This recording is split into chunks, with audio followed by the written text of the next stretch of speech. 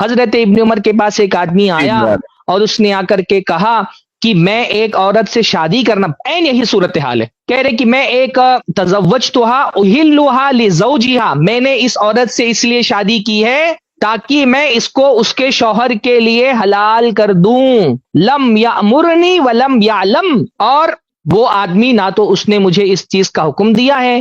نہ اس کے پاس اس چیز کا علم ہے۔ دیکھو عین وہی صورتحال جو مفتی صاحب نے بیان کی، وہی نص میں بیان ہو رہی ہے۔ انہوں نے فرمایا لا، ایسا نہیں چلے گا، الا نکاح رغبتین، نکاح رغبت والا ہونا چاہیے۔ آپ ایک لڑکی کو حلال کرنے کے لیے شادی نہ کریں، اگر آپ کو اس لڑکی کے اندر رغبت ہے نکاح میں تب اس سے نکاح کریں، اور وہ نکاح کیسا ہونا چاہیے؟ ان اعجبت کا امسکتہا و ان کرہتہا فارقتہا، نکاح ایسے کرو کہ میں نے شادی رکھنے کی نیت سے کی ہے، اچھی لگے گی تو رکھوں گا، اگر اچھی نہیں لگی تب چھوڑوں گا، یہ نہیں کہ اچھی بھی لگی پھر بھی میں چھوڑ دوں تاکہ اس کے پہلے شوہر کے لیے حلال ہو جائے۔ آگے کیا فرمایا؟ کننا نعدہ علی عہد رسول اللہ صلی اللہ علیہ وسلم سفاہا،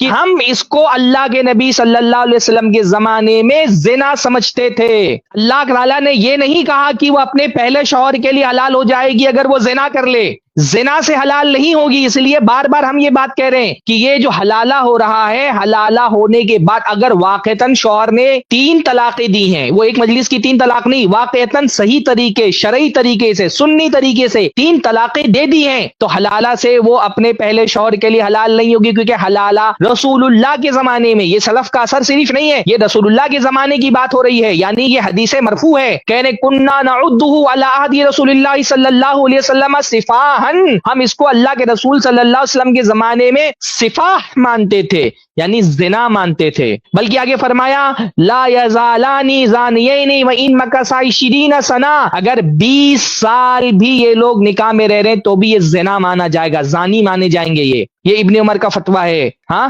3 طلاق کے مسئلے میں آپ اہل حدیثوں پہ بڑے الزام لگاتے ہیں کہ اہل حدیث صحابہ کے گستاخ ہیں، اہل حدیث نے حضرت عمر کو چھوڑ دیا، اہل حدیث نے صحابہ کو چھوڑ دیا۔ یہاں بات ہو رہی ہے علی عہد رسول اللہ، یعنی رسول اللہ کے زمانے کے بعد، اور ظاہر سی بات ہے رسول اللہ کے زمانے کے بعد بھی صحابہ کا یہی موقف رہا، یہ گویا کہ ایک طرح سے اجماعی موقف ہے صحابہ کا، اجماعی موقف رسول اللہ کے زمانے میں تھا، اجماع کی ویسے بھی ضرورت نہیں ہے، العموم مانا تھا، اور رسول اللہ کے زمانے میں تھا، اس کا مطلب رسول اللہ کے بعد بھی صحابہ کا یہی موقف رہا، تو یہ اجماعی مسئلہ ہے کہ حلالہ کرنے والے کا نکاح ہی نہیں ہوتا ہے، وہ زنا ہوتا ہے، وہ زنا ہوتا ہے، اس کی کوئی ویلیو ہی نہیں ہے۔